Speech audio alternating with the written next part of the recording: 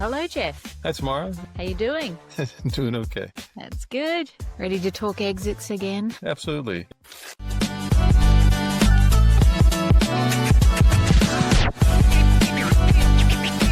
And I figured today we'd dive into some of the most pivotal and often misunderstood moments in a founder's journey around the exit. And I know we're going to dive into things such as how to navigate the venture capital, the private equity, the institutional, and the strategic pathways, and making sure that right exit can really amplify one's direction, the path forward, and their legacy as well, and trying to avoid the wrong one too, so we don't unravel years of hard work. Absolutely. An exit is usually for most people a once in a lifetime liquidity. So we want to make sure that we get it right. And I've been lucky enough to have a couple of exits, but the first one didn't go so well. So I'm glad I had a second and third chance. But for those who this is their only event, I really want to make sure that they maximize that because, we've heard a few horror stories over the years and I've experienced one.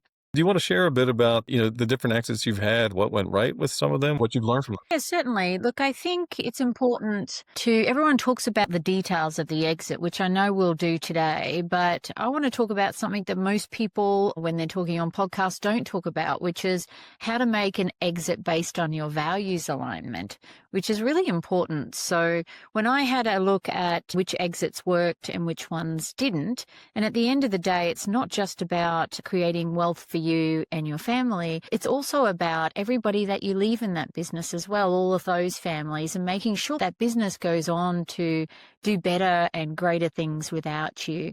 I talk about a bus stop. So I look at where is my bus stop and making sure that I take the business as far as I can. And then the next person who's really great at going from here to here does that next journey for that business. And for me, I love early stage startup, getting in when it's past MVP, almost at 10 mil, but really looking at getting to that next jump, the 25 to 50 mil mark, or even the 100 mil mark, as I'm a little addicted to fast growth. So that's really my bus stop. So really understanding first, what's your zone of genius when it comes to building the business? Where do you want to take it? And after 100 mil, it starts to get to a point where you have boards and management teams and execs, and I don't get to be as creative. And that's one of my values, is creativity. The other one that's really important to me is impact. And it needs to be a business that not only creates profit, but also purpose. And when I look at the exit that did go wrong for me, which, didn't survive, the business died a couple of years afterwards, it really was that I was choosing it for the reasons that all the lawyers told me to choose it.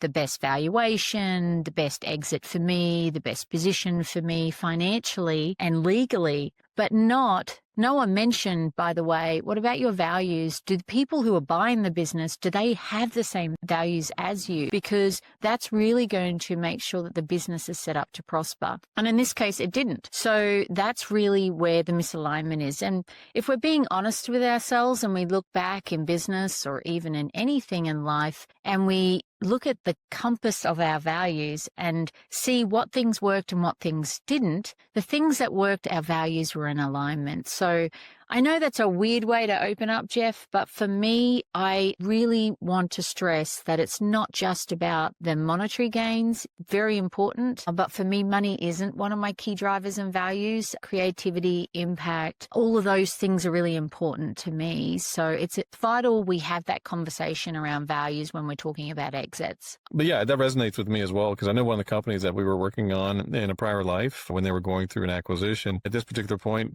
I was with a banking company that will remain nameless, but they were trying to disrupt the industry, trying not to be staid and uptight as a lot of the folks in the banking industry were. So we had comedians, we had Vikings running around, all sorts of things in our commercials just to disrupt the industry. And then we went and bought a commercial bank in New York, and talk about a clash of cultures. And one was very tight knit, very much somebody had a full-time job to polish all the windows every day. Somebody was monitoring how many items were on somebody's desk. And then we had comedians and Vikings running around. It was an interesting clash of cultures, and to say the least. And there was a certain lack of just completion there to say, okay, this is an oil and water kind of combination. Yeah, absolutely. I guess we've both experienced that firsthand.